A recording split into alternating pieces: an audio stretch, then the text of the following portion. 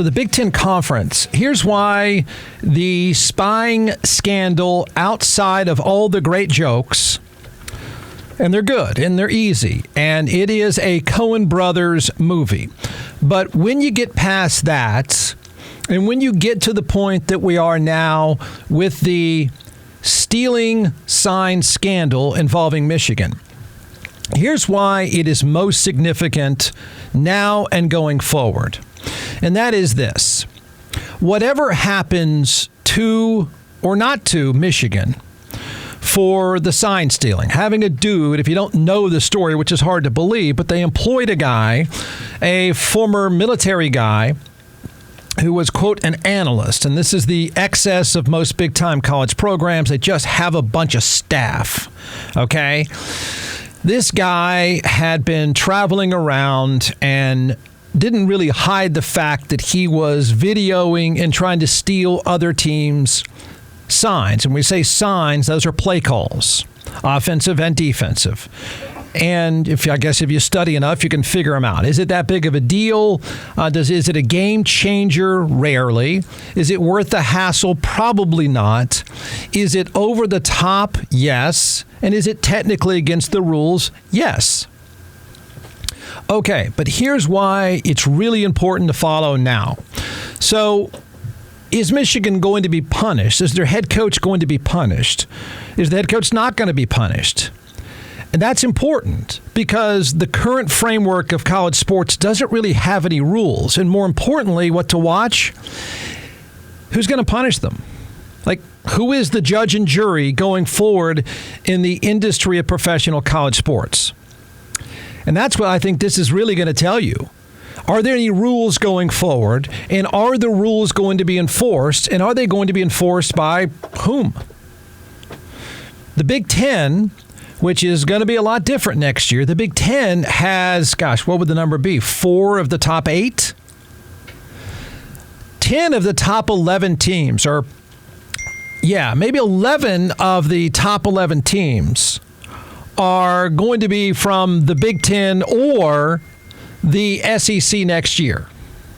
That's the way it's going to work. So these are the two leagues in the dominant game in the sport. They own the sport. So are they going to have rules? And are any rules going to be enforced? And enforced by whom? That's how important this decision is, whatever does or doesn't happen with Michigan. So the sign stealing, it's exposed the current problem and the future problem of this industry, a slimy industry with no guardrails whatsoever. And the reason why I bring it up is that Jim Harbaugh and Connor Stalions, the greatest porn name or the worst porn name of all time, they don't have to talk. Connor Stalions has a lawyer who's already said, we've got nothing to say. So how are you going to enforce any rules? What rule book is there anyway? Since the NCAA, just so you know, the NCAA is like your neighborhood association. Okay? And so the schools have, because there's been so much restructuring, they have no subpoena power. Jim Harbaugh has already done this once. He just said, blank you, I'm not talking to you. What are you going to do to me?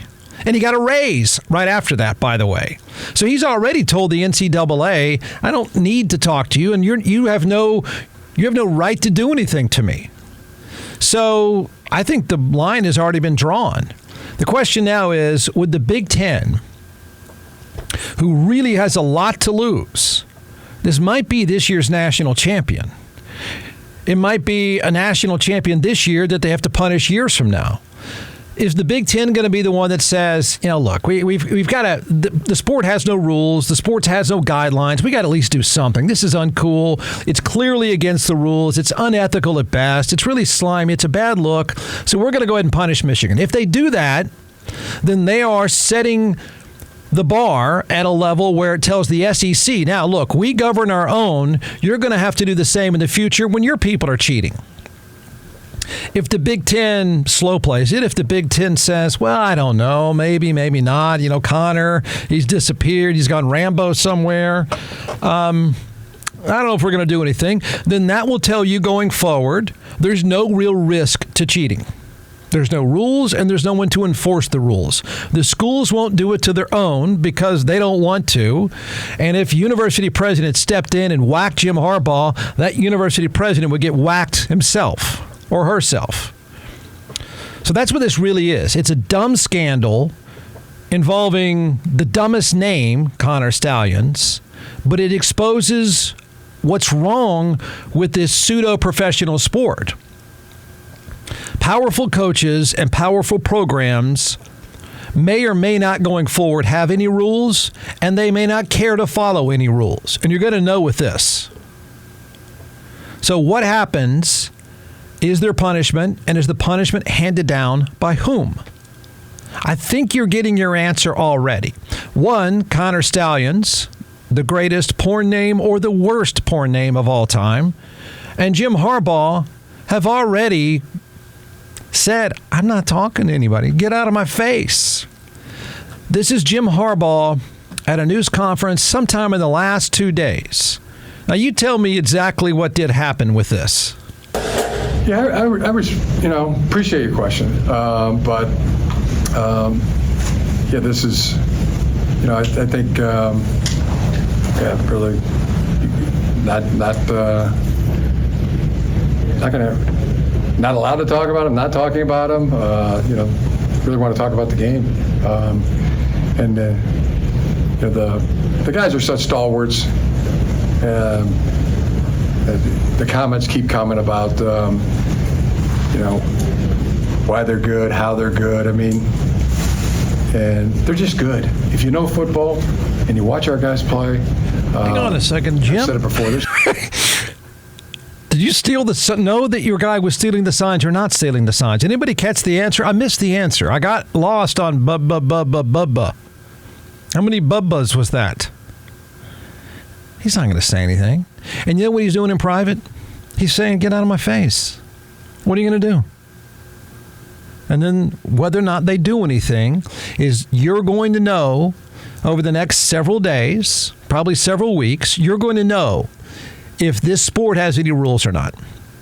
You're going to know, or you're going to laugh. Fans don't care. But sooner or later, unlike the NFL, see, again, you're seeing how the industry of professional college football is horribly run, horribly organized, versus the industry of professional football, which is perfectly organized. It figures these things out. It has rules. It has a governing body, and then they will figure it out and follow it. This decision with Michigan, what happens or doesn't happen, sort of sets the bar for the entire sport of showbiz, professional showbiz, for the next several years. If there's any ethics, I know you're going to laugh again at that, but if there's any ethics involved, the University of Michigan or whatever school would say, look, we take care of ourselves. We stand for more.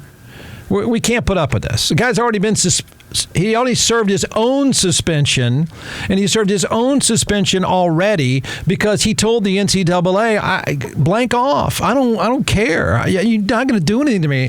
And then they had 4 cream puff games, and the university said, can we try to look good on this, Jim? And he said, yeah, sure. Give me a raise, and I will. So they did.